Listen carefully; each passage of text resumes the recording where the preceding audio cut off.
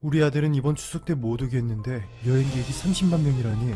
제주도 구자읍에 사는 64세 이모 씨가 정부의 권고를 받아들여 세종시에 사는 아들을 오지 못하게 막았는데 추석 연휴 기간 동안 30만 명의 관광객이 제주도에 몰린다는 언론을 접한 뒤 당혹감을 감추지 못했습니다. 이미 지난 26일부터 29일까지 제주도를 찾은 입도객만 12만 1000명을 넘어섰고 추석 연휴 동안 일평균 4만 명이 넘는 관광객이 제주도를 방문해 총 30만 명이 넘을 것으로 전망되면서 우려가 커지고 있는데요. 역시나 일본이었습니다.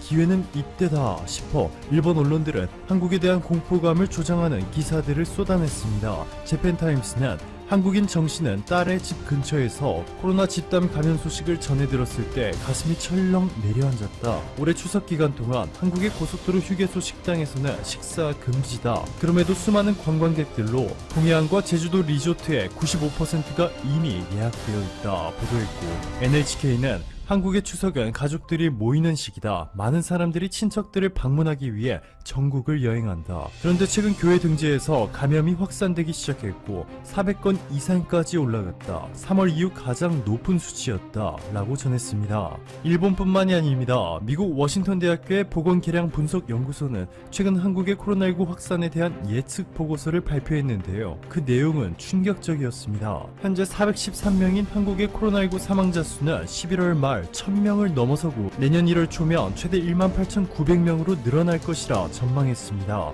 워싱턴대 연구소는 한국 국민 대부분이 마스크를 쓰고 사회적 거리두기 등의 방역 대책을 강화해도 사망자 수가 11,400명이 될 것이라는 충격적인 분석을 내놓았고, 내년 초에는 하루에 1000명 단위의 신규 확진자가 발생할 것이라 전했습니다. 결국 참았던 정은경 중앙대책본부 본부장이 나섰습니다. 정은경 본부장은 일단 저희도 그 미국 연구기관이 발표한 자료에 우리나라 부분을 확인했다. 아마 겨울에 유행이 커지면서 사망자 수가 늘어날 것이라 추정하고 있는 것으로 보인다.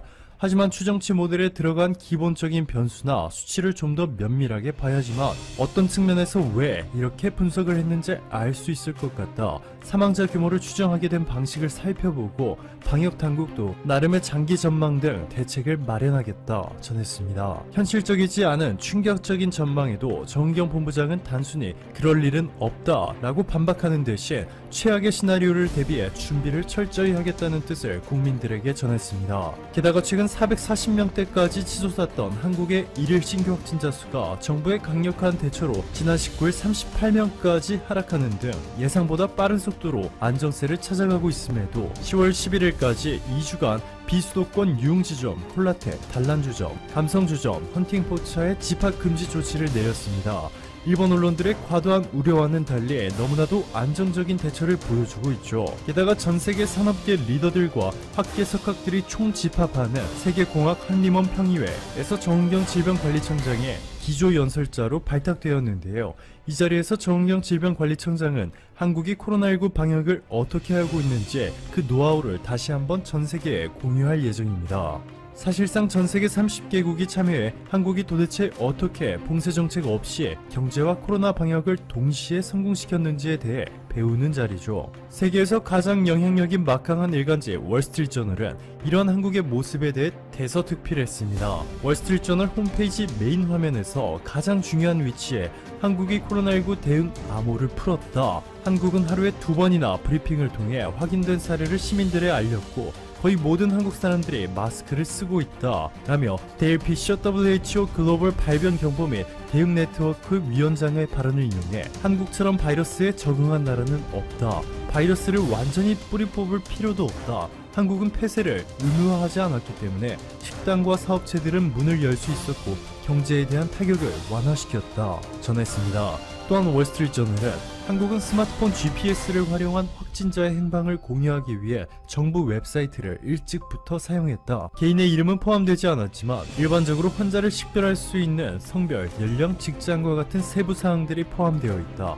한국인들은 한국공중보건당국 그리고 코로나 유행 기간 동안 아침에 준비하는 시간을 절약하기 위해 머리를 짧게 자른 정은경 본부장의 충고를 받아들이고 적응했다. 봉쇄 정책 없이도 한국 인구의 이동성은 4분의 1로 감소했다. 그 결과 한국인들은 다시 학교에 나가고 체육관, 스포츠 경기장으로 돌아갈 수 있었다 라며 놀라워했습니다. 오늘도 감사합니다. 최고로 멋진 하루 보내시길 바랄게요. 진심으로 감사드립니다. 바쁘시겠지만 좋아요, 알람, 구독, 그리고 댓글 한 번씩 꼭 부탁드립니다. 저에게 정말 큰 힘이 됩니다. 자, 오늘의 주제, 미국 또 중국 타격, 눈물 흘리는 화웨이, 그리고 대만 TSMC라는 주제로 여러분들과 이야기를 한번 나눠보도록 하겠습니다.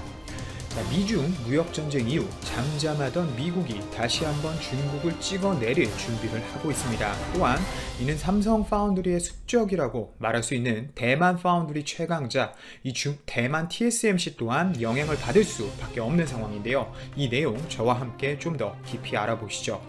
미국 정부가 중국 통신 장비 제조사 화웨이를 대상으로 한 압박 강도를 계속해서 높여가고 있습니다. 화웨이는 이미 중국 사태 제가 뭔 말 하든지 아시죠? 이 확산 상태로 큰 어려움에 부닥친 터라 미국의 압박 강화 움직임에 바짝 긴장하지 않을 수 없는 상황이 되어버렸는데요. 자, 이렇게 되면 중국을 대표하는 기술 기업이라고 할 수 있는 이 화웨이를 작심하고 고사시키려는 듯한 미국의 움직임은 중국 정부의 강한 반발을 불러일으킬 가능성이 더욱 커지게 됩니다. 또 이런 점에서 일각에서는 이 화웨이 이슈가 1단계 무역 합의 체결을 계기로 잠시 소강 상태에 들어갔던 미중 양국 간의 전면적 갈등을 다시 촉발하는 뇌관이 될 수 있다는 관측도 제기하고 있는 상황인데요. 우선 최근 들어 미국 정부는 화웨이를 상대로 한 행정, 사법 압박 수위를 부쩍 높이는 추세입니다. 무엇보다도 화웨이의 가장 우려가 되는 점은 부품 공급과 관련한 제재 강화 움직임인데요. 이 월스트리트 저널 보도에 따르면 미국 상무부는 제3국 기업 제품에 적용하는 미국 기술 비율 기준을 25%에서 15%로 낮추는 방안을 다시 밀어붙이고 있다고 말했습니다. 전에는 미국 국방부가 화웨이 제재를 더 강화하면 미국 반도체 업체들이 핵심 수익원을 잃어 타격을 입을 수 있다는 이유로 이런 계획에 반대했던 것이 사실이지만 최근에는 이 반대했던 미국 국방부도 찬성 쪽으로 선회한 것으로 전해져 중국은 긴장을 하고 있는 상태입니다.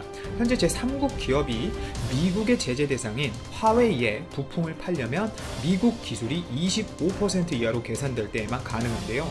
만약 방금 말씀드린 것처럼 이 기준이 다시 15%로 낮아지게 되면 많은 기업이 추가로 화웨이에 물건을 팔 수 없게 돼버리는 것이죠. 그리고 이 제재는 과연 중국 화웨이만을 겨냥할 것일까요? 아닙니다. 이것을 좀 해석해 보면 이 제재 방안이 특히 화웨이의 핵심 파트너라고 부를 수 있는 대만의 파운드리 최강자 TSMC를 겨냥한 것으로도 받아들일 수 있는데요. 화웨이는 자회사인 이 하이실리콘을 통해 스마트폰의 두뇌라고 말할 수 있는 이 애플리케이션 프로세서 AP라고 말을 하죠. 이 AP 등 각종 반도체를 직접 설계까지만 합니다. 그리고 이 하이실리콘은 설계만 하고 방금 말씀드린 것처럼 생산은 대부분 파운드리 업체인 이 대만 TSMC에게 맡기고 있는데요. 문제는 TSMC 또한 미국 반도체 기술을 15%까지 제한하게 돼버리면 중국 하이실리콘의 반도체 생산이 어려워집니다. 이렇게 되면 미국 반도체 업체들과의 정상적 거래가 어려운 가운데 화웨이와 이 TSMC와의 동맹이 아예 끊어지거나 크게 약화되는 것이죠. 결국 화웨이는 이 안정적인 반도체 부품 조달에 어려움을 겪게 될 수밖에 없는 상황이 되고 최근 미국에게 중국과 계속 거래를 하겠다던 이 대만의 TSMC조차 한 번에 미국이 누를 수 있는 상황이기 때문에 이 기술 제한 퍼센테이지를 더 낮출 확률이 거의 사실상 확정이라고 봐도 무관하죠. 분명 미국도 대만 TSMC에게 기회를 줬었습니다. 경고를 충분히 했었지만 이 콧대 높기로 유명한 대만 TSMC가 우리의 기술은 모든 국가와 모든 기업들이 누릴 수 있는 반도체 기술이다 라면서 사실상 미국의 요청을 거부한 것이기 때문에 미국도 아마 기분이 좋지 않았을 거예요. 화웨이가 살아남을 길은 사실상 없습니다. 미국이 TSMC까지 치면.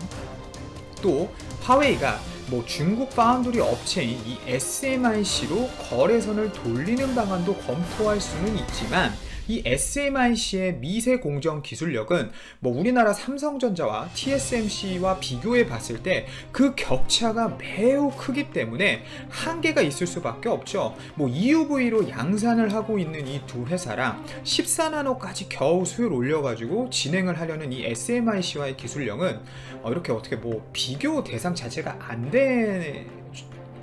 이거 뭐 어떻게 비교할 수가 없어요. 제가 할 말이 없어서 비교할 수가 없는 수준입니다. 뭐 이 밖에도 미국 반도체 업체들은 25% 이하 기준을 지키는 가운데 미국이 아닌 제3국 공장에서 만들어진 일부 반도체 제품을 부분적으로 화웨이에 공급해 왔는데 기준이 하향돼 버리면 이런 거래도 지속하기 어려워질 수밖에 없습니다.